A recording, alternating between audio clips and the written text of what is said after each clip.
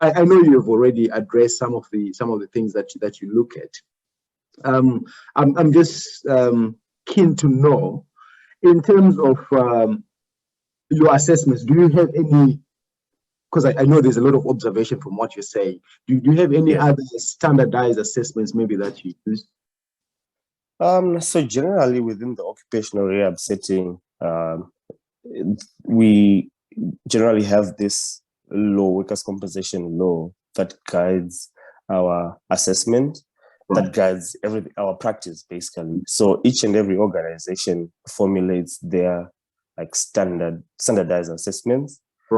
We do use some standardized psychosocial tools as well, some questionnaires, because we as authorities want to employ a holistic approach. We're not just looking at that physical injury, because beyond work, this person has got a life as well. They want to take care of their family and things like that. So we do have some psychosocial tools. There's our most common ones we use like the WO5, the World Organization 5, for like psychology. And we also use the life satisfaction indicator, like life satisfaction index. We have the Orebro musculoskeletal pain questionnaire. Usually we use the OMPQ, and we use the DASH. That's the disability of the shoulder, arm, disability of the arm, shoulder, and hand. The DASH. Then for the lower limbs, we also have the lower limb functional index. We also have the OWESTRI lower back functional index as well. Pretty much those are usually the standardized tools that we use. But then we also have our own structured assessments that guide our worksite assessment. So you pretty much have like a guide in terms of what am I going to be looking for when I go there. Guides also like the set of questions that you're going to be asking the clients. And one thing that I didn't say is, at the end of it all, after doing that assessment, would want to draft a return to work plan. So we are like I said, we guide the return to work process. So we have to come up with a return to work plan. You've confirmed the pre-injury duties, and you know the current status of the injury. So from your clinical knowledge about that injury, you would want now to draft a return to work plan. So have to consult with that client's general practitioner, their doctor. So we go and see the client's doctor and to confirm the diagnosis and the recovery timeframes. So we have the diagnosis of the injury. It's a supraspinatus partial thickness tear. And the doctor says, this person doesn't really need to see an orthopedic surgeon, maybe just physio and a cortisone injection. They love cortisone injections. You get a cortisone injection with physio, maybe within 12 weeks, the person will be fine. So then you look back now at the duties that the person was doing. And from your worksite assessment, you would have also looked at potential duties that they could do in the beginning, so with certain restrictions. So now you're saying, because our target is 25 kgs lifting independently, you start slowly, duties without any lifting, like lifting beyond maybe 2 kgs. So you're looking at probably admin kind of duties. So they are returning to work. You grade their return to work. So from 2 kgs, go to 5 kgs, to 10 kgs, to 15, to 20, to 25. And within each and every stage, you say, like, if it's 12 weeks, then you group it. Maybe 2 weeks, they're doing these specific duties. They're doing admin duties. The next 2 weeks, they're now cleaning around the workshop. The next 2 weeks, they're also helping around, like, cleaning cars and things like that in the workshop. But with the restriction, maybe no overhead reaching with the right shoulder and things like that, no pushing and pulling beyond 10 kgs, and then you grade it. So before you go to any stage of your return to work plan, you also go back again to the doctor to consult to say, do you think this person is ready to go to this stage? I've put these restrictions. Next stage will be no lifting beyond 10 kgs, no pushing and pulling beyond 10 kgs. And the doctor might say, okay, yes, I'm good for that. Good for that person to go back to do those duties. So the doctor signs an agreement on the plan. The worker signs as well. I sign, take the plan as well to the employer and say, the doctor has certified this person fit to do these duties. Yeah. Just confirming, do you still have these kind of duties available? Yeah. The employer might say, I don't have, but it's now my role as well to look around and say, fine, you're saying you don't have, it's not your job to know that you have or don't.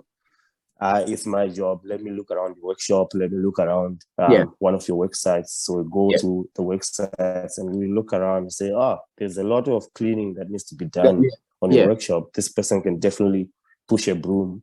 And the employer will be, okay, that's something that you can actually do for 6 hours. So the other thing I didn't, So you're basing this really around the usual role of this person, and then their capabilities and maybe their transferable skills. I think I need to make a disclaimer here. Occupational rehab is actually my favorite area of practice. Okay. Nice. So I mean, I really get what you're saying and the reasoning behind it, but I just wanted to sort of like, we've spoken about the rehab plan. For somebody who's never seen a rehab plan, they might not be sure how the rehab plan looks like. Maybe just summarize how a template for a rehab plan looks like, so how it looks like, or how a skeleton rehab plan look like. Okay, so basically, like a skeleton rehab plan will be at the top. We have their details, obviously the demographic details, and also confirmation of the diagnosis of the client. And then next to it, we have our return to work goal. So for Mr. X to return to his pre-injury duties and hours of carpentry with XX company.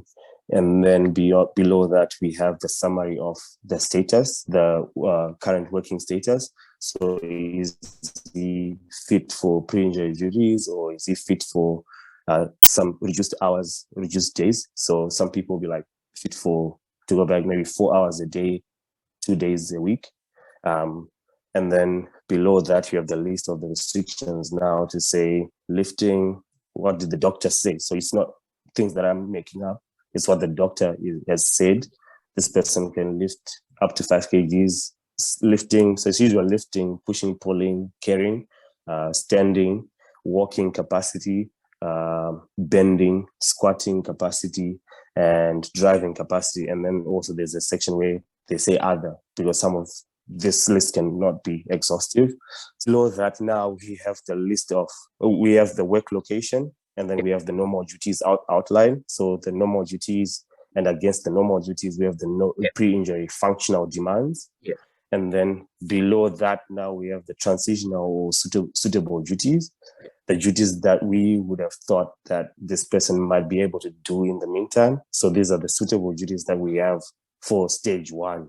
Yeah. And then now we are putting it now below that in a huge, nice table to say days, number of days. So the days you're saying this person can work 4 hours a day, 2 days a week.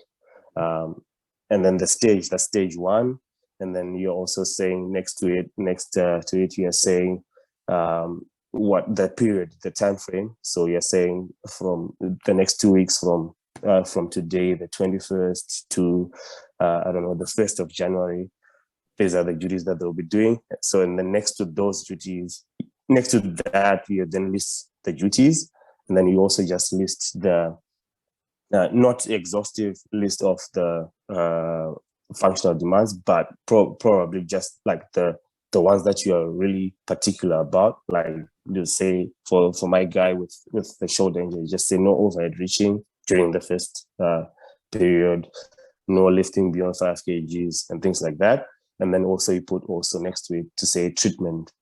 So maybe they're going for physio and having that cortisone injection. And then same thing for stage 2. Now you're grading it. Say stage 2, you have the days from the 4 hours, 2 days. Maybe they're now progressing to 4 hours, 4 days. So they're doing Monday, Tuesday, break on Wednesday, Thursday, Friday, and then they have the weekend.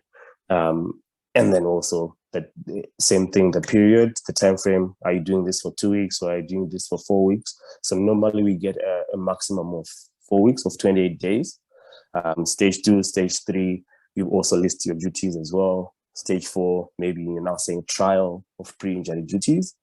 Yeah. So it's trial of normal hours. On the hours we were saying 4 hours, 2 days. Now maybe they've actually progressed by stage 5. They should be trialing their pre-injury hours, which they probably will say 8 hours a day, 5 days a week. So normally that's the standard with construction workers. Yeah, they work like 40 hours a week. So 8 hours a day, 5 days a week. And you say trial of pre-injury duties. So you don't really have to list the pre-injury duties because you have them already at the top. So you just say trial of pre-injury duties as listed above. And and then below all that, you also have your obligations as well. So you put in just a list of obligations. Me as the rehab provider, I'm obliged to contact this worker every week to check on them, to hear how they're going. I'm obliged to contact the employer every fortnight to hear how the worker is going at work, if there are any other concerns. I'm also obliged to coordinate the treatment and use my clinical knowledge.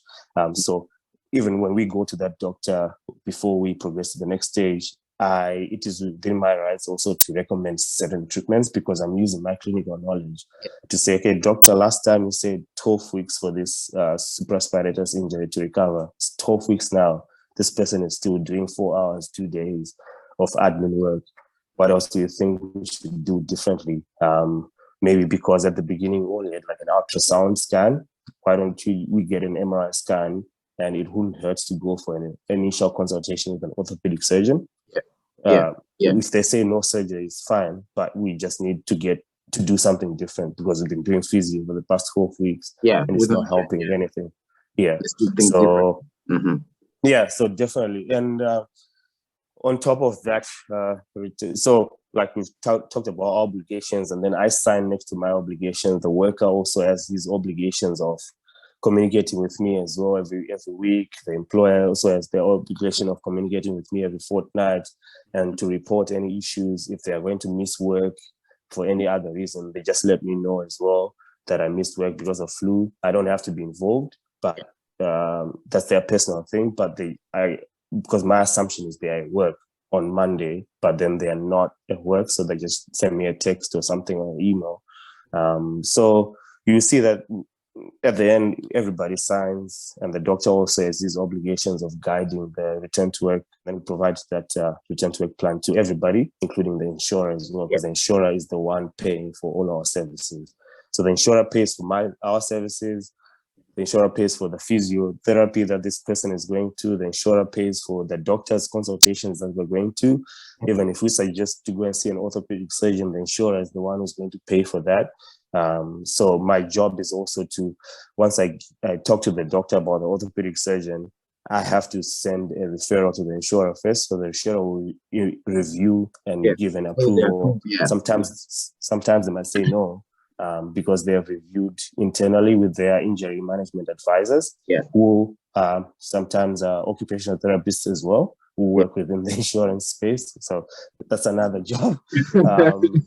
So they just review also using their clinical knowledge, say, we don't really need surgery for a partial thickness tear. We would rather just pay for more sessions of physio than go to the orthopedic surgeon. Because surgery will be more expensive than this. And so things like that can happen. Thanks very much for that. I'm just remembering when I was working in an occupational rehab setting. For our audience, sometimes you might not find the setting called occupational rehab. Sometimes it's the OTs are working under vocational rehab, but we know that vocational rehab, that's the old term that was used back then of trying to give people skills so that they can then go back to work or whatever. In some settings, you might find it called work practice.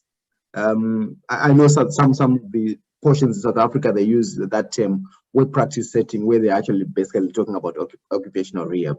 Now, from what you're saying, John, and from my experience, there are a whole lot of stakeholders involved. And sometimes you find that an employee is injured, but because of the poor interpersonal relationships at work, the employer might be sort of like not actually wanting this person to to get back to work or to get a job accommodation or any of those recommendations.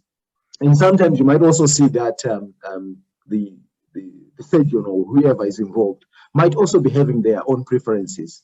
And there's also the insurance companies who are having their own interests. When I worked in this setting, I think you remember when I was in Namibia, when I was working for the MBA fund, the thing for us was we were also responsible for the payments. So we have sort of like a dual role, and we could sort of like engage the different stakeholders with a certain level of power. But I'm just trying to figure out, considering the setting that you're working in and your role, that insurances are an independent entity, a different stakeholder with their own interests as well.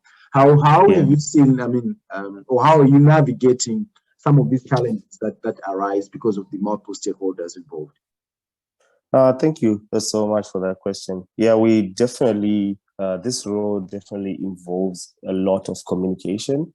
I'll probably start by saying that, like you are correctly saying, each and every one involved in this system has their own interests at heart. So because the employer is insured by this insurer, they pay their premiums.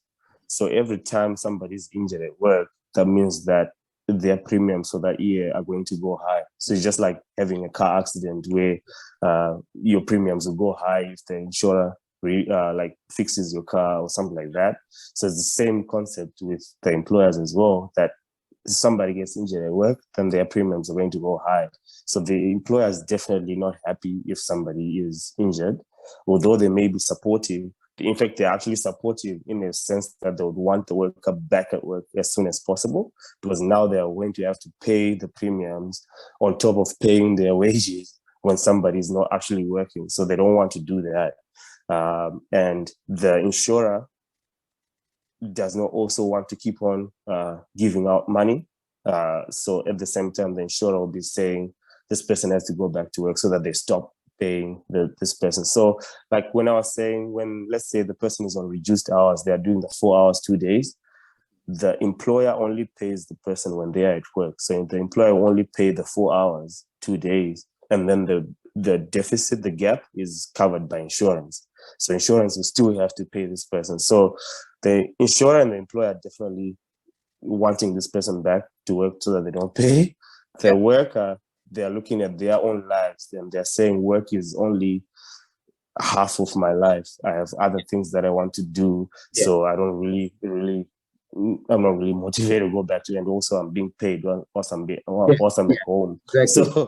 So why should I go back to work? So it's now my role now to navigate those things. So definitely we have to use that clinical reasoning. So you have to be on the ball in terms of communication, talk to the physio, talk to the surgeon, talk to the doctor, get as much clinical evidence as you can to say this injury is recovering. And if it's not recovering, you use your clinical knowledge to talk to these treating parties to say, we need to do something different for this person to go back.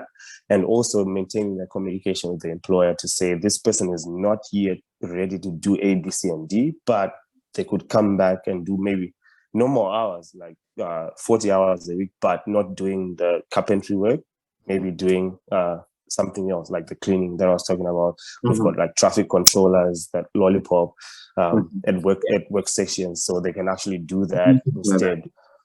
So yeah, it's always trying to navigate. So we are caught in the middle to do all those things. And like when people are injured at work, some employers will tell you when you talk to them that confidentially, this person was telling me yesterday that they were pushing their baby or whatever happened at home, and then they come here at work and they're now complaining about their back. We are not there to dispute things. If the insurer has accepted the claim, because the insurer normally takes also 28 days to do their investigations once the claim is lodged. Right. If after the 28 days they've accepted the claim, then we have no right to say whatever happened at home or at work. If the worker says it happens at work, then it happened at work.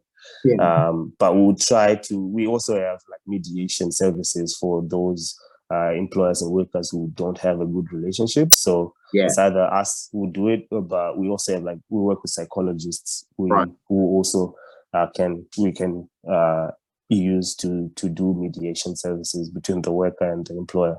Interesting. I know you work with if the client is having, or if the employee is having a clinical OT who they are working with. I just want to find out from you, I mean, based on your experience, were there any controversies between you as a principal rehab consultant, but not working in a clinical OT role? Or were there any conflicts between your views and the views of the clinical OT who's seeing the patient? Were there any differences? Normally, it's usually fine, but usually sometimes you get one or two that you share different views. Because we have a lot of OTs who do especially upper limb injuries, and you see, like, what we're talking about, that recovery time frame. So when things start, it's always fine, but like if we get to that 8 to 12 weeks period where there's no improvement, it's my job now to actually go to one of, like, my clients' treatment sessions with that OT and just say, and then see what they are doing during their treatment sessions. And I can try now to use my clinical knowledge to say, why don't we try this? Because we've been trying all these techniques for the past 8 weeks. They're not working. Can we try A, B, C, and D? Some of the times, some of the OTs are happy. They're like, oh, yeah, I never thought about that as well. I think, let's do it. But some of them who would feel really challenged as well. So maybe it's about approach, how you approach them. But some of them, even if you change your approach, they don't really appreciate. But it is what it is. We still have to get our outcomes. I deliberately asked you that question because in my previous role, we were working in a setup where we will send our clients or the injured employees to private OTs. So, but it was that thing of knowing that this is another OT, we are in the same profession, we've got the same reasoning, and then we are now deliberating on, they say they want treatment, and I'm saying, no, we have come to the ceiling, let's try something different. I mean, these are always dynamics that I find interesting at times. True. And some instances I've had to even ask the client to change OTs. So you see that they've done 40 sessions with this OT. There's still no improvement. And this OT is not even taking anybody else's suggestion, not even just mine, but even like the doctor's suggestion or the surgeon's suggestions. This OT is just doing what they want because they still want the money. So we change the treatment provider. Okay. Okay. So when do you then come to say, okay, now we're closing the file, or maybe this referral has come to an end? At what point do you then say, okay, now we've achieved what we want? So we have two main instances where we close the file. Three main ones. So either we close as fit for pre-injury duties. So like as we were saying on that return to work plan, before we upgrade to the next stage, we go back to the doctor. So we are always consulting the doctor and we're always doing a treatment party. So when we get to that point where they trialed their pre-injury duties and they've successfully done that for like 2 weeks or 4 weeks, we go back to the doctor and we say, we've successfully done this. We talk to the employer, we talk to the worker, everybody's happy. They've been discharged from physio, they've been discharged from OT. We go to the doctor, happy days, we get a final certificate.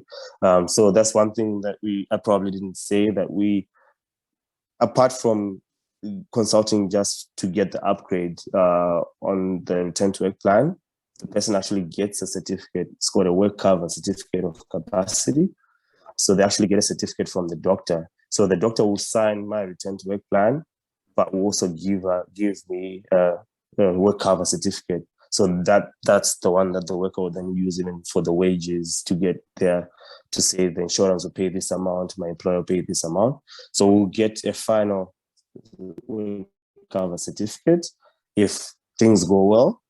There are some instances where things don't really go well, and the surgeon and the specialist, everybody say this person we've done all these assessments, this person has reached maximum medical improvement, they're not going to get better, their shoulder's not going to work ever again. So we then do like another worksite assessment to say, so which duties, what are the restrictions that the surgeon and the doctor have given us to say these are the permanent restrictions?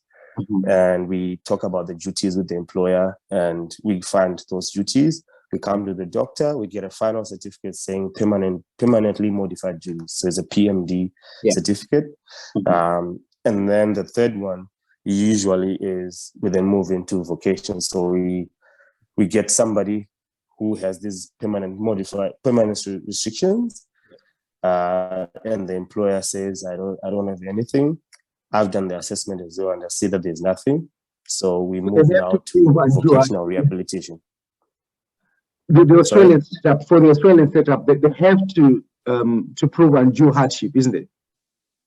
Where they actually they fight all they can, and they can't really accommodate this employee. Okay, right. 100%. So they have to prove that even if in terms of us, we have to do the assessment, we have to provide the evidence that we went there, we talked to the employer, there's nothing. So even sometimes they'll even say to us, the insurer will say to us, now you should conduct a functional capacity evaluation. So we do FCEs as well. So we do functional capacity evaluation for those people to see their level of capacity. Because sometimes the surgeon will just say maximum medical improvement and not even give us the restrictions. So we have to do an FCE to determine what are the restrictions now. Maximum medical improvement, no lifting beyond 10 kgs and stuff like that. And then we do a vocational assessment now to say, from these restrictions that we have, what kind of jobs do we think this person will be able to do? What kind of industry, what kind of upskilling do they need? And we liaise now with the employer, what kind of skill sets do they have and experience? And then we talk to the insurer now to say, we have the FCE, of the vocational assessment report. So we have to come up with 3 job options, vocational options. We call them VOC options. And then we take those VOC options again also to the doctor to say, we've come up with these 3 VOC options. Do you think medically, can you please endorse medically? So as the medical practitioner, he has to sign next to those VOC options. And then we've got who we call employment consultants. So within our organizations. So these are the people who then help our clients to look for jobs, like job seeking. So then they do weekly job seeking meetings. That's an excellent setup, really. So they then help them to look for jobs and set up Seek or Indeed.com. That's where we usually find our jobs. And they help them even with the do's and don'ts of interviews. They help tailor their CVs and stuff like that. So so we take the client all the way until they get a job. Then we sign them off. Wow, that's great. That's great. I heard you talking about FCEs. I just wanted to find out how, because one of the topics that was requested was FCEs. Personally, I'm trained for FCEs. I've got a license for FCEs. So I wanted to find out, in your setting, is it you, the rehab consultant guys, or you outsource it to somebody else? How is it done? Or how do you do FCEs? So we are trained in FCEs as well. Okay. So we do FCE, but generally they actually say from our OT training we are supposed to have that training in FCEs. But obviously before we do those FCEs internally at work, we do internal training, and also as well we get like certification for functional capacity evaluations. We also do pre-employment functional assessments. Okay, I'm thinking maybe depending on your availability, because FCEs was one of the topics, we might maybe get some time to just talk about FCEs only for that session, so that this one doesn't get too long. That's fine. And we do ergonomic assessments as well, so we get the training. So like we can do that. Okay. So we can cover that in one session. That's brilliant then. Brilliant. Okay, I can see that our time is running out. I just want to hear from you, John. If you're to, motivate or inspire somebody who is an OT student at the University of Zimbabwe, or an OT currently in Zimbabwe, who might be thinking of areas to focus on or to venture in, well, what would you say if I'm actually asking you right now just to sort of like market this setting? What are your words of encouragement, motivation? That is a very tough one, because it's always difficult to motivate people. But what I would say is I practiced clinically before, like at St. Giles, and I went to Malawi doing pediatric work. Namibia, I worked at the forensic side for a bit, and I came to Australia. It's a different field. I really enjoy it. That every day is not the same. You don't go. It's different from being in a clinic where you're just going home to your clinic and go back home. But for us, we go to different work sites, so every day is not the same. And we've seen. For me, it was really eye-opening because I've seen so many jobs that some of them I didn't even know exist. Different towns as well, because like even where I'm located, there are other like smaller towns, so we go like in a 2 to 3 hour radius. So we even travel as far like 3 hours outside my town. So it was a good way for me also to see Australia. So if you are really into like sightseeing and stuff, so you can even set up like on a Friday, you go down to one of the coastal towns and do your worksite assessments and spend the weekend there. And also just that interacting with different people. Like I mentioned, that we communicate a lot. So it's something that I enjoy, just talking to people and just helping somebody. Like I think all of us as OTs, we get into this to help people. And it's really fulfilling. Like you see this person who wasn't able to do anything. And because of you and your guidance with your return to work. So it's not just pushing this person back to work. You are helping this person actually get back to doing something that is meaningful to them, because they enjoy doing that, and they just sometimes just need a reminder that you got into carpentry because you love it. And when we break down the duties, to them it's also eye-opening. Oh, I didn't know that I actually did all of this. It was never documented. And so it's really fulfilling, and so I really like it. It's every day is not the same. It's not the same.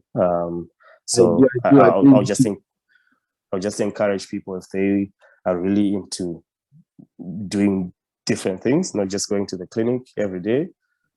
This is the job, and this is the job. Okay, great stuff. Thank you so much. Yes, that was John. He is a Principal Rehab Consultant. He's currently based in Australia, and we've been discussing about occupational rehab. I know we've run out of time, but thank you so much, John. Hopefully we'll have another session where we look at functional capacity evaluations.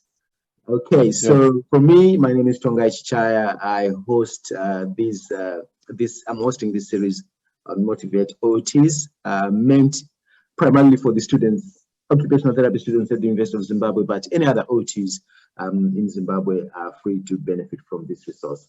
Thank you so much, John. Thank you very much for having me. Okay, guys, have a nice time till we meet again. Bye for now.